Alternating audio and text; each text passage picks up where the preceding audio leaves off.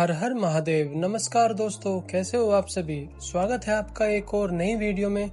दोस्तों, मैं आपको लेकर जाऊंगा आज भारत के 12 ज्योतिर्लिंगों में से एक श्री गृष्णेश्वर या फिर घुश्मेश्वर या फिर कहे गृष्णेश्वर ज्योतिर्लिंग में। तो दोस्तों, आगे बढ़ने से पहले अगर आप मेरे चैनल पर नए हैं तो प्लीज चैनल को सब्सक्राइब करें, वीडियो को लाइक और शेयर करना ना भूलें और साथ ही कमेंट बॉक्स में हर हर महादेव, ओम नमः शिवाय लिखना ना भूलें। तो चलिए दोस्तों, करते हैं आज की इस वीडियो को शुरू लेके महादेव का नाम। शिव पुराण के अनुसार 12 ज्योतिर्लिंगों में से अंतिम ज्योतिर्लिंग गृष्णेश्वर है। गृष्णेश्वर धाम, गृष्णेश्वर ज्योतिर्लिंग भारत के लगभग मध्य में है।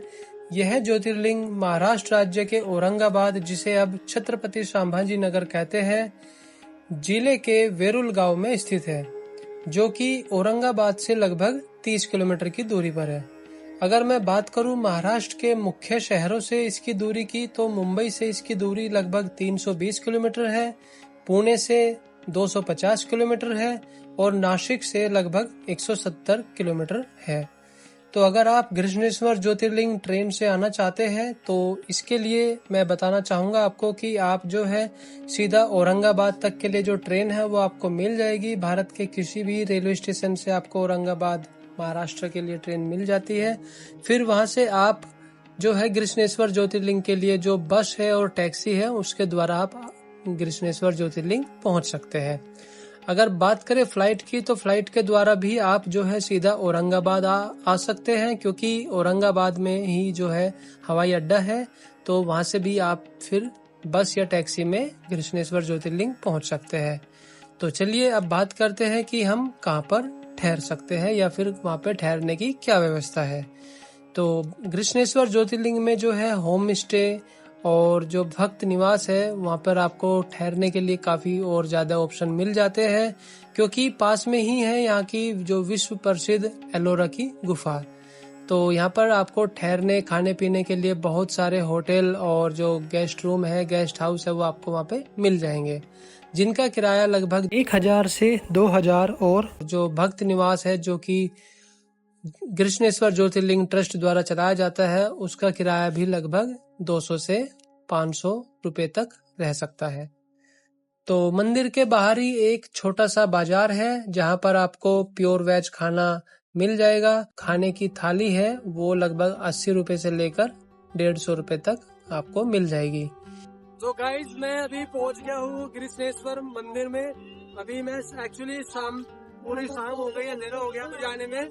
महादेव की कृपा से ये मेरा तीसरा ज्योतिर्लिंग है। मेरे तीसरे ज्योतिर्लिंग में भी दर्शन हो जाएंगे महादेव की कृपा से। तो बहुत ही ज्यादा अच्छा और बहुत मस्त लग रहा है। मंदिर में पूजा पाठ या प्रसाद चढ़ावा भी आपको यहीं बाहर से ही मिल जाएगा। अभी जो है मैंने प्रसाद ले लिया है और यहाँ से आप जब भी आए तो प्रसाद जरूर लीजिएगा। और प्रसाद का जो चढ़ावा है उसमें भांग, धतूरा और गंगाजल जरूर लीजिए, क्योंकि ये एक ऐसा ज्योतिर्लिंग है जहाँ पर आप अपने हाथों से छूकर महादेव जी के जो पूजा है वो खुद आप ही करेंगे। तो ये सिर्फ और सिर्फ ये एक ही ज्योतिर्लिंग ऐसा है जिसमें आप खुद अपने हाथों से पूजा करते हैं। मंदिर का प्रवेश द्वार और प्रांगण ज्यादा बड़े नहीं है, लेकिन मंदिर भवन निर्माण बहुत ही बढ़िया है। तो चलिए अब आपको ज्योतिर्लिंग के दर्शन करवाते हैं। तो बोलो हर हर महादेव, जय शिव शंभू। यह ज्योतिर्लिंग सबसे छोटा है। भगवान के दर्शन करने हेतु गर्भगृह में प्रवेश के लिए कई नियम है। उसी के अनुसार भक्तगण वहां दर्शन के लिए प्रवेश कर सकते हैं। जो आदमी होते हैं उनको अपने कपड़े जो ऊपर वाले हैं वो उतारने होते हैं, एंड लेडीज जो है वो ऐसे ही दर्शन कर लेते हैं। तो भगवान शिव जी का जो पिंड है वो पूर्व दिशा की तरफ है। मंदिर का निर्माण 24 खम्भों के द्वारा हुआ है और इन खम्भों पर आप देख सकते हैं बहुत ही सुंदर कलाकारी है। यह मंदिर शिल्प कला के लिए भी प्रसिद्ध है। मंदिर में अगर आरती की बात करें तो यहाँ पर 3 बार आरती होती है, जिसमें कि सुबह 5:30 बजे, दोपहर 12 बजे और रात में 8 बजे। तो जो आप जो है मंदिर में दर्शन सुबह 5 बजे से लेकर रात के 9 बजे तक कर सकते हैं। इस ज्योतिर्लिंग का जो गर्भगृह है वो बाकी ज्योतिर्लिंगों की अपेक्षा में काफ़ी बड़ा है। 17x17 का जो गर्भगृह है वहाँ पर जाकर आप अपना अभिषेक भी करवा सकते हैं। बाकी बात करें दर्शन में आपको कितना टाइम लगेगा, तो ज़्यादा से ज़्यादा आधे घंटे में ही आपके दर्शन हो जाते हैं। तो गाइज, आप सभी लोगों ने देखा कितने अच्छे से दर्शन हुए हैं और बहुत ज़्यादा अच्छे दर्शन हुए हैं भोले बाबा की कृपा से। इस मंदिर को इसकी जो आकर्षित शिल्पकारी है उसके लिए जाना जाता है, लेकिन जितनी आकर्षित और मनमोहक इसकी शिल्पकारी है, इसका इतिहास भी उतना ही क्रूरता से भरा रहा है। इस मंदिर पर औरंगजेब ने कई बार आक्रमण करने की कोशिश की, लेकिन वो हर बार असफल रहा, क्योंकि इस मंदिर के जो प्रवेश द्वार है उनकी जो ऊंचाई थी वो काफ़ी कम थी, जिसकी वजह से वहाँ पर औरंगजेब के लिए आक्रमण करना हमेशा ही कठिन रहा है। क्योंकि औरंगजेब को बताया गया था कि अगर आप मंदिर में अंदर जाएंगे तो उसके लिए पहले आपको झुकना पड़ेगा, जो कि उसे मंजूर नहीं था कि वो भगवान के सामने झुके। तो इसलिए इस मंदिर को कभी भी वो नहीं जीत पाया। 16वीं शताब्दी में औरंगजेब के आक्रमणों के बाद जब मराठा राज्य स्थापित हुआ तो छत्रपति शिवाजी के दादाजी मालोजी राव भोसले उन्होंने यहाँ पर इस मंदिर का फिर से जीर्णोद्धार कराया था। लेकिन जो आज का स्वरूप आपको इस मंदिर का दिखाई दे रहा है, उसका निर्माण कार्य अहिल्याबाई होलकर द्वारा 18वीं सदी में करवाया गया है। इस शिवलिंग से जुड़ी कथा इस प्रकार है। दक्षिण दिशा में देवगिरी पर्वत के पास सुधर्मा नामक ब्राह्मण अपनी पत्नी सुदेहा के साथ निवास करता था। वह बहुत ही बड़ा शिव भक्त था और प्रतिदिन शिव भगवान की विधि विधान से पूजा किया करता था। वे दोनों खुशी से अपना जीवन यापन कर रहे थे, लेकिन सिर्फ एक ही बात का दुख था कि उनकी कोई संतान नहीं थी। एक बार सुदेहा दुख से व्याकुल हो उठी और सुधर्मा से बोली कि इस पृथ्वी का नियम है कि वंश आगे संतान से ही चलता है, इसलिए हमारी कोई संतान नहीं है, अपने वंश को नष्ट होने से बचाइए। इसके बाद उन्होंने एक उपाय निकाला और सुदेहा ने कहा कि आप मेरी बहन घुष्मा से विवाह कर ले। ऐसा सुनकर सुधर्मा ने कहा कि इस विवाह से सबसे ज़्यादा दुख तुम्हें ही होगा, लेकिन अपनी जिद से सुदेहा ने अपनी बहन का विवाह अपने पति सुधर्मा से करा दिया।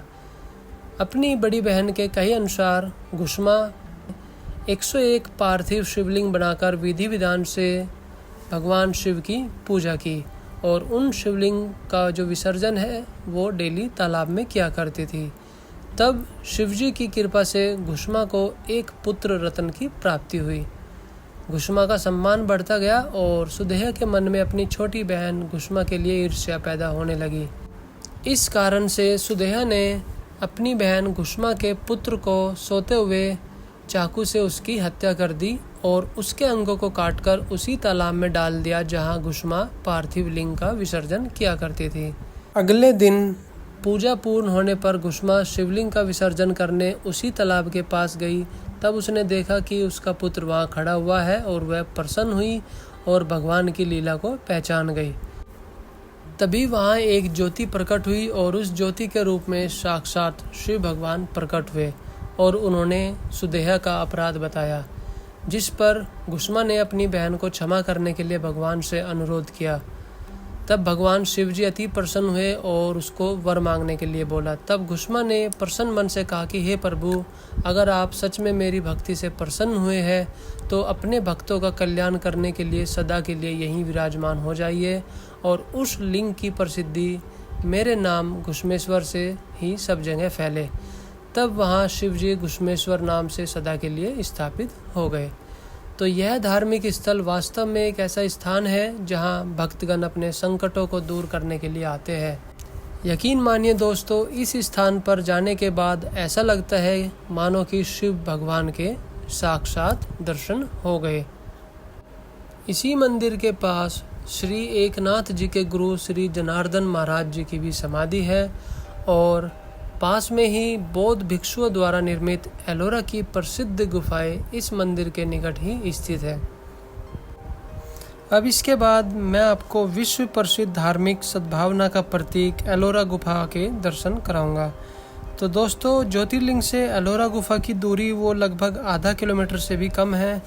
तो चलिए, एलोरा गुफा जो कि राष्ट्रकूट वंश के राजाओं ने 5वीं सदी से लेके 10वीं शताब्दी के बीच बनाई थी। तो दोस्तों, आज की ये वीडियो थी सिर्फ यहीं तक। अब अगली वीडियो में मैं आपको दिखाऊंगा एलोरा गुफा के शानदार नज़ारे और दृश्य। तो देखने के लिए प्लीज़ चैनल को सब्सक्राइब करें, वीडियो को लाइक व शेयर करना ना भूलें। तो दोस्तों, अब मैं मिलता हूँ आज जल्द ही अपनी अगली आने वाली वीडियो एलोरा गुफा के साथ। तब तक के लिए देखते रहे मेरी और भी वीडियो को भी। तो बोलो हर हर महादेव, जय शिव शंभू।